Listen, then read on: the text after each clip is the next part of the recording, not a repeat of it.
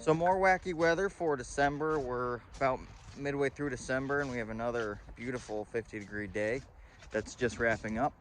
But this coming week definitely looks like winter is on its way with snow and single digits. So what does that mean for the farm and what we're doing? Well, the day-to-day things are certainly gonna keep going round. Just might be a little chillier to deal with. But other than that, we're really trying to button up and finish up the last of the field work that we are doing for 2020 for crops for 2021. And one thing we have been working on for the past week are the overwintering onions that we're working on.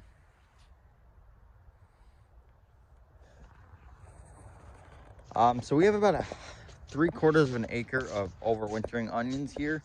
This is the second year I've tried these. The first year was kind of a bust. So the second year, this year, we are really going full force at it and doing our best to make sure we have a viable crop in the new year.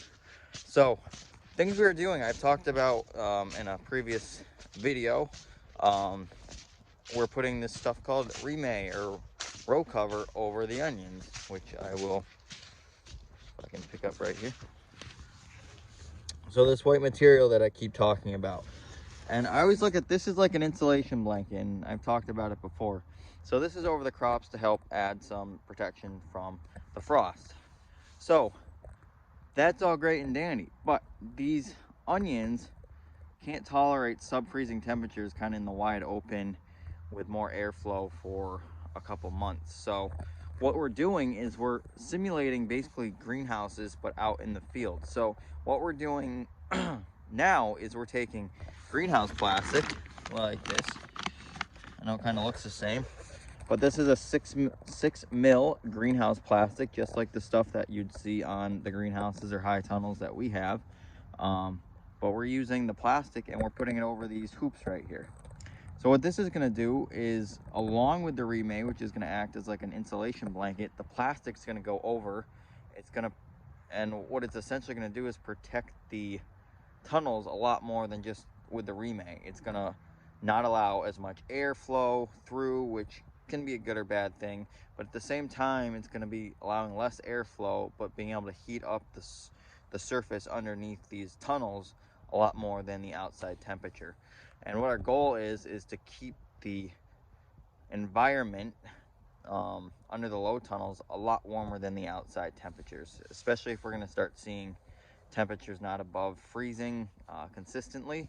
We want to keep these onions as warm as we can so they stay alive, because they are called overwintering onions, but fact is that they cannot withstand sub-freezing temperatures in the open. They will just, their cells cannot tolerate that, so they just die, which we found out last year, unfortunately.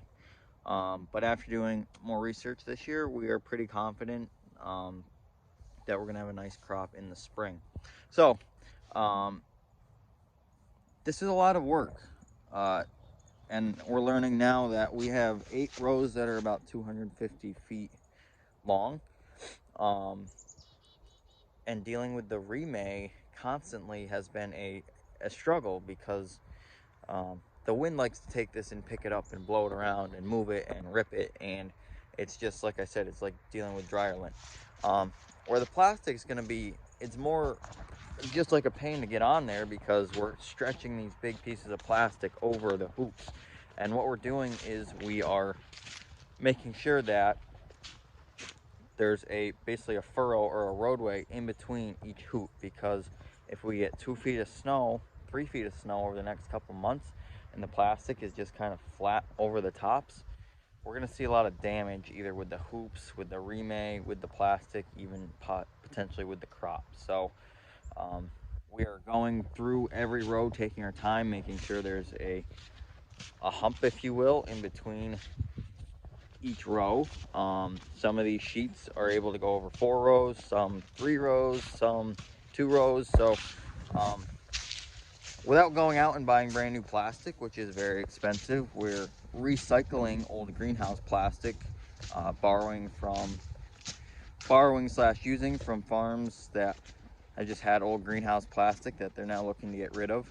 And we're utilizing it to put over these low tunnels. So it's kind of like putting a puzzle piece together, because a lot of our pieces we don't really know the size of when we get them here.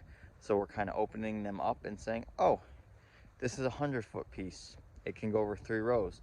And so we've kind of been piecing this together. Right now we have, that would be the south, excuse me, that would be the north going this way. And then this way would be the south. So we have probably 50 to 75 feet of area we still need to cover on the south end.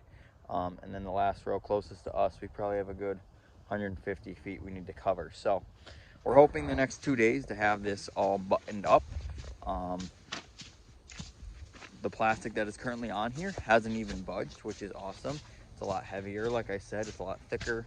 So I'm utilizing the weight of the plastic itself with the sandbags, with tobacco poles we're putting in between the rows to keep this where it is. And my goal and hope after we've done this is that we can pretty much leave it till the spring, till we kind of start reversing the steps. And I will get into that come spring, but just a little quick tutorial is so the middle of October, late October, we put the Remay on, and then the middle of December we put the plastic over the over the low tunnels.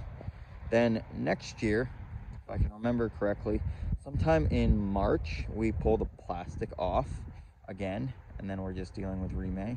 Yay. And then about a month, I believe, or a month and a half, depending on how warm it is, we pull the Remay off, and then we should have onions that are, bulbing up a decent amount by, early April is the goal, and hope to harvest these sometime in May, June. Fresh, bunched, bulbed onions, which you don't see this time of year, because an onion's usually planted in April and it takes all the way till September to get a nice bulb onion. So we're hoping for this to be very lucrative for us. We're hoping it to be very popular. It's going to be a fresh product, and also has ability to be a short-term storage product. So we're kind of trialing this out. We have a yellow and a red onion that we're working with this year, and we think it's going to be a hit. So if you're interested in trying it out, please keep informed, keep in touch with us. You should be able to find it at our CSA or our farm stand, or possibly wholesale. We have a lot of onions out here, so we'll keep you posted on how things go throughout the winter. I'm hoping to do less and less runs out here to watch, and just hope that things kind of work out through the winter with the snow falling over it properly and the plastic staying in place, and hopefully no collapse with damage of excess heavy snow and whatnot. But we have put lots of hours in to make sure this is perfect for the winter conditions. So we're going to cross our fingers, and I think we'll be okay. So if you have any questions, please let us know. You can either put them in the comment, or you can send us an email. Like I said, I'm new to this, so if anyone has any advice on ways to possibly do this better, I'd love to know, because there is a lot of work. And I think next year, if we do this kind of system, I'm definitely going to trial it and do it a different way.